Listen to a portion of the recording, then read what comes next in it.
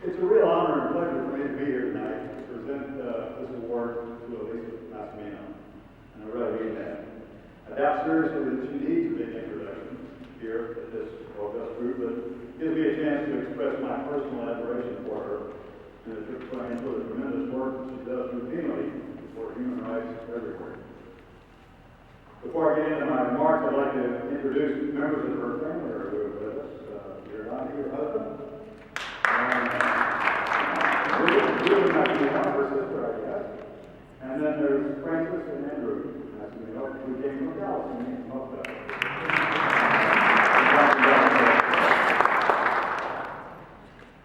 It was the ever-great horror which brought me into the sphere of Elisa Massimino sometime in 2004, 2005. As a retired infantry officer, I could not believe that my army was capable of doing the things that we saw in those terrible pictures. I really wanted to do something to combat the idea that, quote, everything changed on 9/11. To include our moral values and moral values and also the standards of conduct and combat and the standards of dealing with detainees. I couldn't believe that we had suddenly decided we had to change all that. I wanted to find a way to express myself and make the case that things didn't change. At that time, I was invited to go to a gathering of retired admirals and general officers, which Elisa was organizing. And I went there and spent a wonderful day with all those folks, and I found out that there were a lot of retired flag officers who felt the same way that I did, and who wanted to restore the honor of the United States against this besmirching that we had received at Abu Ghraib. Elisa was masterful in encouraging us, ever so gently, to speak out, to write, to meet with editorial boards, to meet with members of Congress, and to find a way to make our voice heard in the defense of the rule of law and of the national heritage, the values of our national heritage. Proper treatment of detainees, proper interrogation techniques without the use of torture, the closure of Guantanamo, and adherence to the Geneva Convention were things that we could advocate with real fervor and with credibility. Elisa helped us find the right audiences and encouraged us to continue that fight despite occasional setbacks on this thing. She's joined HRF, Human Rights First, 22 years ago, and was serving as the Washington Director when I met her. She was named President and Chief Executive Officer in 2008 of the organization. Since the day I met her, she's been an inspiration to me, and to many others. She is a great lawyer who can debate effectively with anyone on the issue of human rights in all of its dimensions and exotic things. She's a tireless executive who must divide her time between New York and Washington. She is also an awesome wife and mother of 3 children, 2 of whom are in college and 1 not yet. I have that on very good authority. She's a determined advocate for human rights who is well known to congressional leaders, members of Congress and the staff, as well as to the President and to members of the White House staff. Her determination, energy, and skill are all inspiring, but most of all, it is her values which spark my admiration for her. It's therefore a great personal pleasure for me to present the Louis P. Sloan Award to one who exemplifies the passion, hard work, and talent mentioned by Ambassador Bliss at the beginning. So, to the President and CEO of Human Rights First, Elisa Massimino, I'm proud to present this award.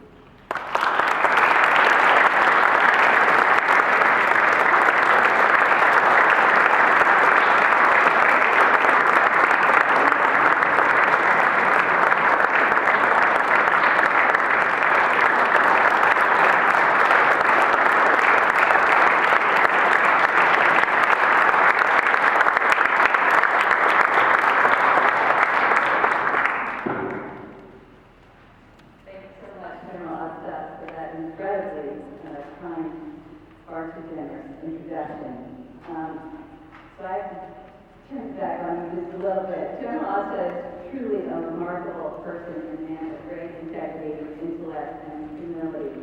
Just to give you a little bit of an idea of what kind of person he is, and he would never tell you this about himself, but I have to. I came across an article from Time magazine dated June 20th, 1960, the year I was born. It discusses a recent graduate of West Point named Charles Paddock Costa, who it says commanded his battalion, was class president, and led his class both academically and in military standing.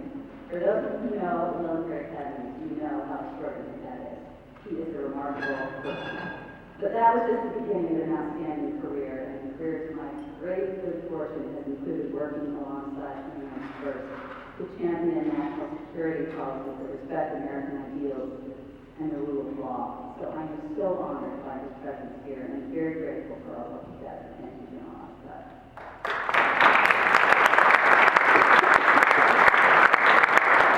I also want to recognize and thank my mother and father who were here, as you heard, all the way from Dallas, and who raised me to love my country, to work hard and to be open to possibilities.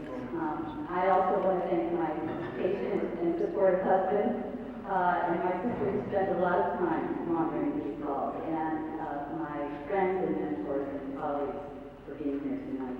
And Joe Eldridge, if he's here, who gave me my first job in human rights when I was very long on enthusiasm and short on skill. It's very humbling to be receiving an award alongside such esteemed champions of human rights we've heard from already, especially the legendary Jack Harris, whose name I heard before I ever met him from my mentors and colleagues. He is a real hero, a human rights hero. It's an honor to share this stage with you. And I want to thank you all for this award. The UN Association does so much important work promoting the principles and mission of the UN here in the DC area. I'm especially grateful for all of you for your efforts to push for ratification of important human rights treaties. This is very difficult work, as we all know, but it is essential. It's an honor to be recognized tonight, all the more so because the award bears the name of Louis B. Son, the eminent scholar and teacher of international law who helped write the UN Charter. As one of his many accomplished proteges and another hero of mine, Harold Poe, says, Professor Stone was present at the creation. Louis Stone passionately believed, as I do and I know all of you do, that respect for human rights embedded in the system of international law is the surest path to peace and security and the greatest protection against injustice and brutality. Stone knew something about brutality. Born in Poland, he escaped on a ship 2 weeks before the Nazi invasion and proceeded, not coincidentally, to spend the rest of his life championing peace through the protection of human rights. He is a role model for all of us. My organization, Human Rights First, challenges our country to live up to its ideals. We press the U.S. government and other American institutions to respect human rights at home and to advance them abroad. It's no secret that the United States has had a complicated relationship with international law. On the one hand, no country has done more to build up, invest in, and drive an international system dedicated to the protection of human rights. Indeed, 65 years ago, it was American leadership in the form of Eleanor Roosevelt that spearheaded the adoption of the Universal Declaration of Human Rights. On the other hand, the United States often resists participating in and subjecting itself to that very system. To illustrate this dichotomy, I'll cite the work of another legend of international law named Louis Hankin, who helped found Human Rights First.